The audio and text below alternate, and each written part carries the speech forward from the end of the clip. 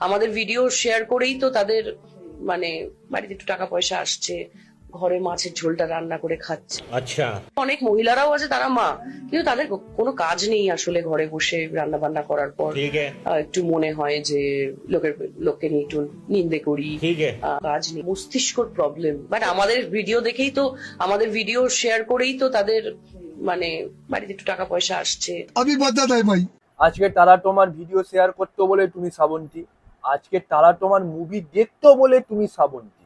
ঠিক আছে? তো তোমার ভিডিও আর তোমার মুভি যদি তারা না দেখতো না, তো তুমি বেহালার কোন গলিতে পড়ে থাকতে না, সেটা তুমি খুব ভালো করে জানো দিদি। ঠিক বলেছেন। হ্যাঁ, কিন্তু দিদি তুমি একটা কথা ঠিক বলেছো, আমাদের মস্তিষ্কের প্রবলেম তো আছেই।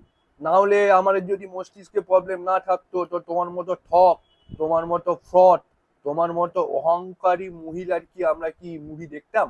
सर क्या बात है सर, क्या बात, ये बात है। তুমি আমাদের মা কাকিমার বদনাম করছো, তাদের চরিত্র নিয়ে কথা বলছো। তা বলছি যে তোমার চরিত্রটা কি খুব ভালো দিদি?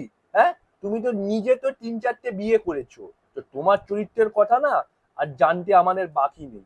ঠিক আছে? অহংকার কিন্তু মানুষের পতনের কারণ, সেটা ভুলো না কিন্তু। জয় শ্রীরাম।